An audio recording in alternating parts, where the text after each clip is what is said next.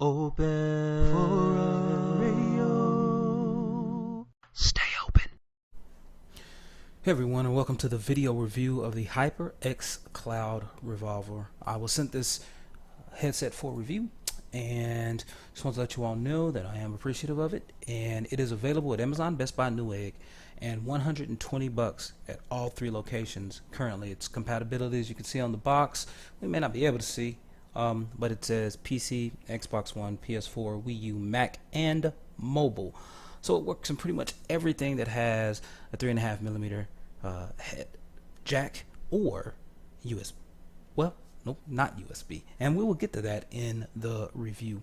So let me go ahead and unbox this. I unboxed it before. I've been using it, but again, HyperX does a pretty fabulous job with packaging. As you all know, I bought the HyperX Cloud 2, the pink and white version, last year, and I absolutely love that headset. So of course, when you unbox, you get this nice little covering here, get a quick start guide, and this is a little bit of information here, and it actually says headset information guide. So that's what you kind of get.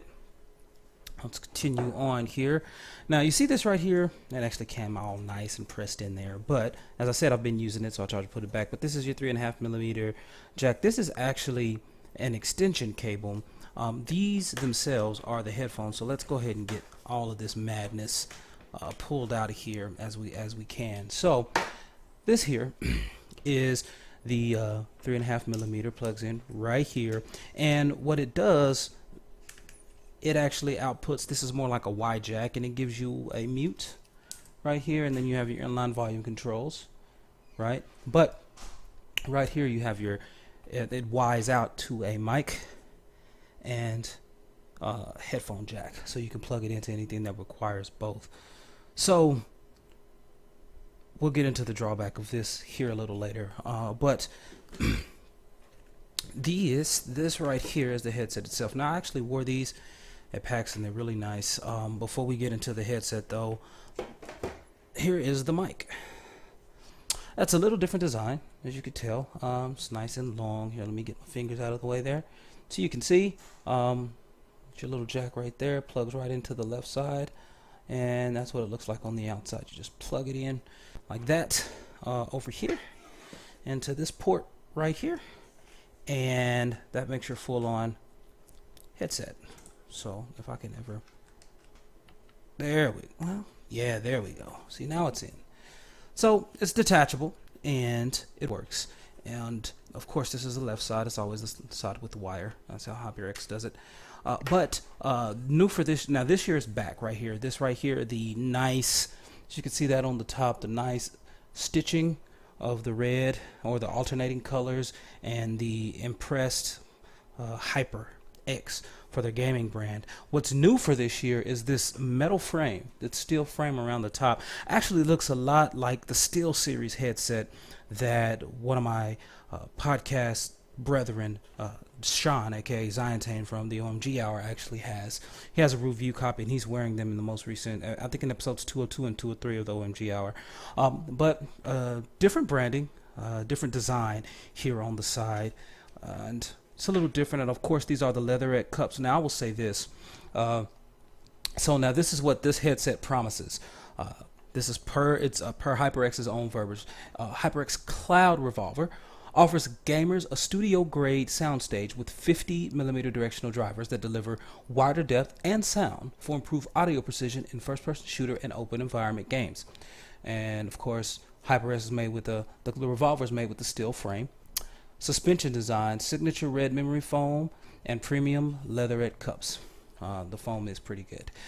It's compatible with PC, console, and mobile devices, as I mentioned earlier. Okay, so now let's get into the pros, and then let's get into the cons. Okay, so the good things about it is that this headset is extremely light. It is perhaps the lightest headset I've ever worn. Now, granted, I've only worn a lot of Turtle Beach headsets, and the HyperX Cloud 2 from last year, from 2015, but this thing is very light. The highs, and then it talked about the 50mm drivers. Now a lot of people say, that's just rhetoric, man. It's just marketing speak. It's really not. You can hear a full range of audio a lot better than you can in even last year's model.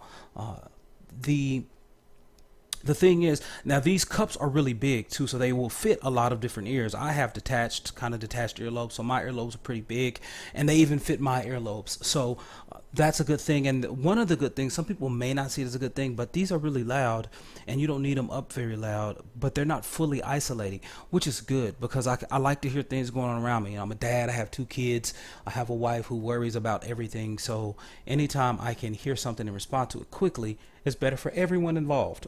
And the new steel frame, I guess that makes it a little lighter. Now, one of the drawbacks of this particular headset is, as I mentioned earlier, we would get back to it, and it's this Y. It's this Y right here. It's this adapter. Because of this, you can't compare these to the Cloud X2s. These are actually more comparable to the original HyperX Cloud headsets, wherein they didn't have a USB premium sound card. This right here means that you can't get 7.1 or even a simulated 7.1 surround sound with these particular headphones. Also, and I don't know if it's because it doesn't offer premium sound, but these headsets suffer in low range. So anytime you like the bass, I listened to quite a few songs. I listened to a couple of songs, So Many Tears by Tupac being one of them, but they're pretty decent lows in that song. And of course, it's not like 808, it's not Outkast, it's not any of that, but it suffers in low range. And I had everyone in the house listen to them and listen to my old headsets, and everyone said the same. And the thirdly, for podcasting, the microphone is soft. Okay, so I actually tried using this for audio, and just running it through Audacity, which I normally record other things in. And of course, it's not going to measure up because it's a detached mic. It's not going to measure up to a Blue Snowball, which I'm used to using. This is a sound test of the Cloud Revolver headset mic. It is a plug-and-play mic, meaning it has a 3.5 or 2.5 millimeter port on the actual microphone dongle, plugs into the headset, and like the Cloud S or HyperX Cloud 2 before it, the mic seems a little low. So, but I don't know. You tell me what you think. But it sounds soft, and also the HyperX from last year was kind of low, but this is for gaming. So when I was on Xbox Live and we did our entire game night Friday with this particular headset, everyone said I sounded great.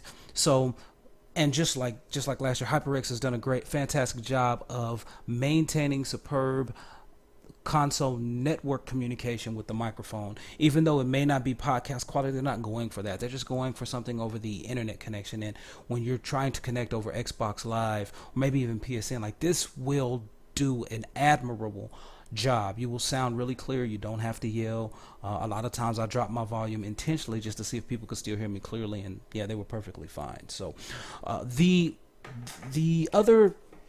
another con, there are just a couple more. These are sensitive to motion.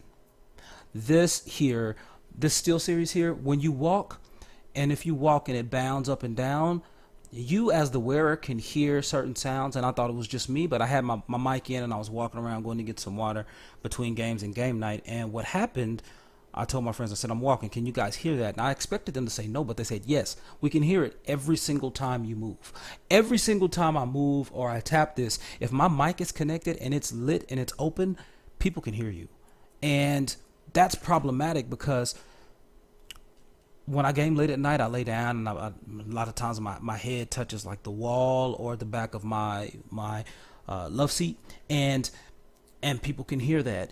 And it sucks because this headset is so light and it feels so great, and the sound is so full that I would really like to wear it a lot of times. And finally, I never thought that the HyperX styling would be, I guess, derivative of anything, but the steel around it with this cup here, and I guess it's just the way of the premium headsets. And I also like this range. You see how that's adjusting right there just so easily, and it does it on both sides. It's so great. Like, that makes the adjustability perfect.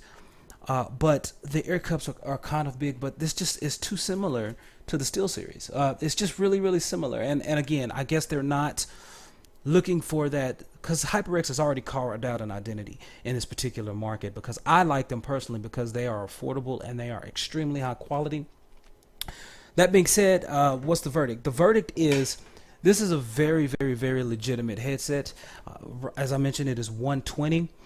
I would recommend it to folks who just, and right now this is the only color I have is the black and red. I haven't seen many others, but I'm pretty sure they will offer more. But I can't recommend it over HyperCloud X2, simply because with the HyperCloud X2, if you're plugging into a PC or PS4 via USB, you can utilize the premium sound card, and the PS4 I may have to check on that, but I know for sure on the PC you can utilize the 7.1, and it gives you a more full range of audio, and it just makes everything sound that much better. And it's cheaper right now. The HyperX Cloud 2, just at Amazon alone, I bought mine from Amazon, my pink one. It's now $89. I bought it at $75. And the black and red HyperX 2, which would be the more direct competitor to this one, is $88, and the black and silver is $94. Now keep in mind this headset is $120. So I mean, if you're gonna go with the black and red comparable HyperX 2 with 7.1, I would recommend the black. You're only paying $88. I mean, that's $32 less. So I'm not gonna tell you how to spend your money, but I know if it were my money, I would actually prefer the HyperX and also the HyperX Cloud 2, and also because I let everyone else try my HyperX Cloud 2s on, and everyone said that they felt better, they felt tighter, and they do isolate noise more, which kind of makes me worry. But if you're looking for that, that's something that I would highly recommend. So again, I do want to thank Shealyn over at HyperX for sending me a review copy of the headsets. Again, if you guys have any comments, please leave them below. If you want to catch me on Twitter, I am the same as I am here on YouTube, LASBERRY, Lasberry or Lasberry, and just let me know what you think, and maybe give me some recommendations on some other headsets to review, and I'll try my best to get them and put up the reviews for you folks. Thanks a lot for listening. Stay open. Deuces. Open for radio. What community sounds like. Stay